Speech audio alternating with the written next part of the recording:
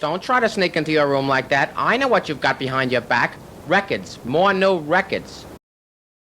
I just published a review of the new Technics SL-1300G turntable on the Tracking Angle website. I really believe that the best way to absorb a product, to understand a product, is to read a written review.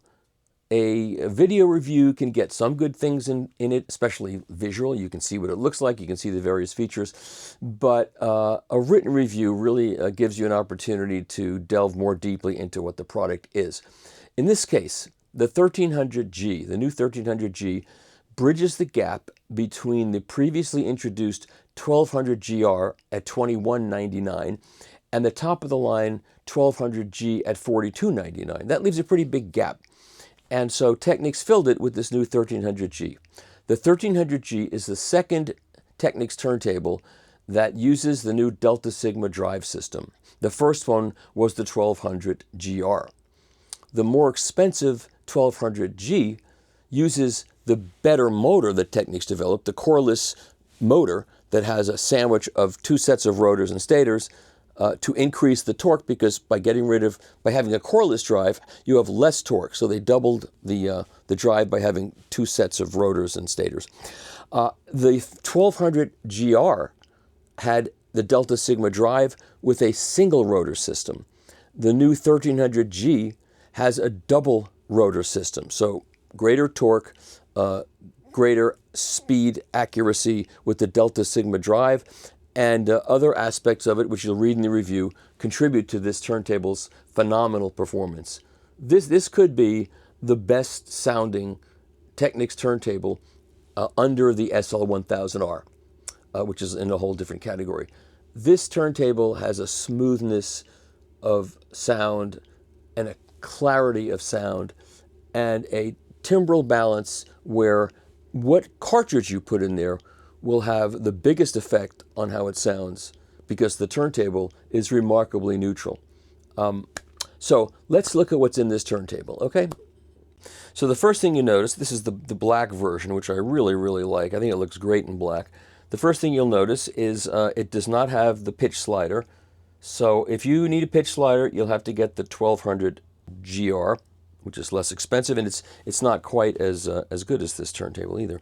And it doesn't have the cueing light or any of the other features that are better suited for a disco turntable. I think this is a really handsome turntable. So let's take off the mat, and as you can see, it's got a thick plate that you have to screw on, so you can't lift this platter off. You can set the torque. You can adjust the amount of torque, and it's done electronically. You put a little screwdriver in there and tap on a setting.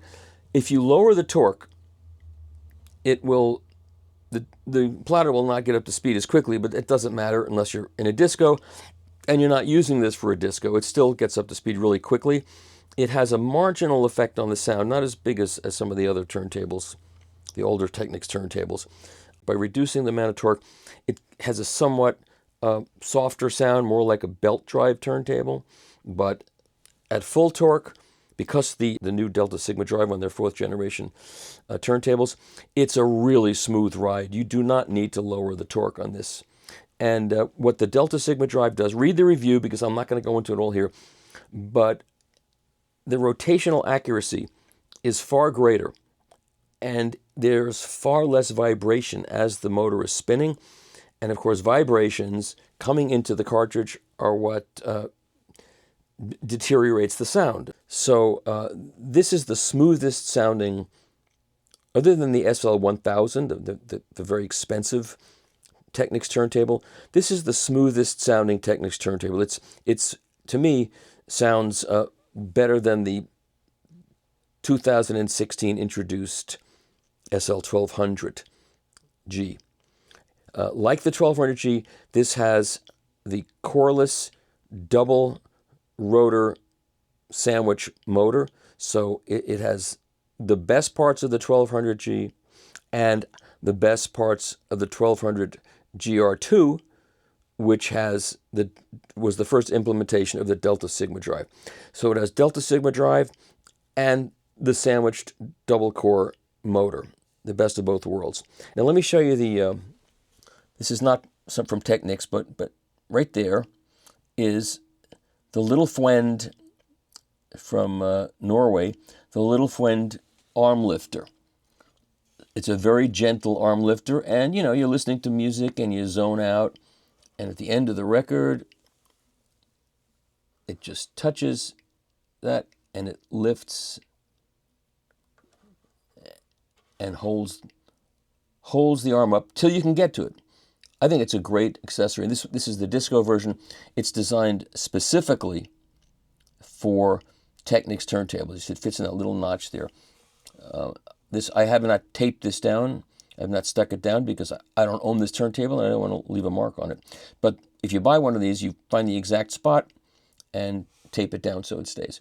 All right, this Technics turntable has the deluxe SRA VTA lift mechanism where you unlock it and you turn the knob and it raises and lowers the arm. And there's no reduction in rigidity of the system. It's a really, really high quality system.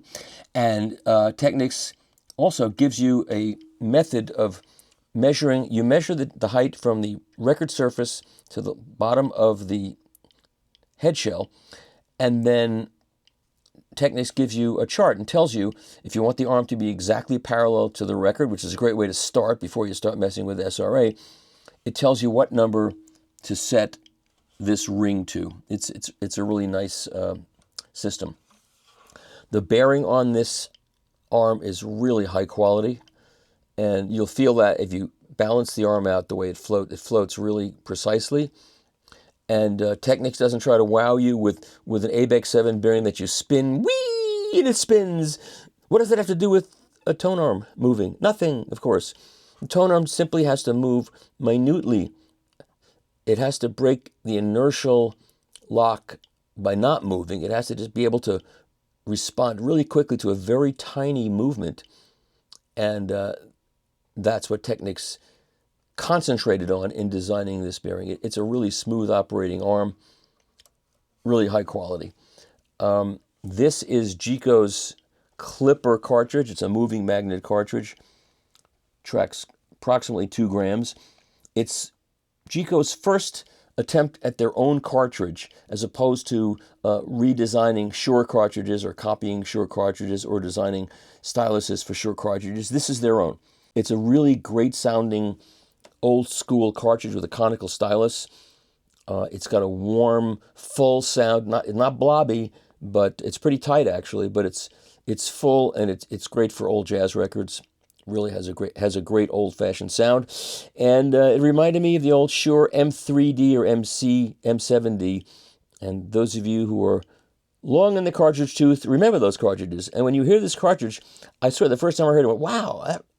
You know, you're not supposed to be able to have a long sonic memory, but you know what? If you've had those old cartridges, when you hear this one, you go, I recognize that sound. It's got very tight, powerful bottom end, and it has there's a review on the website.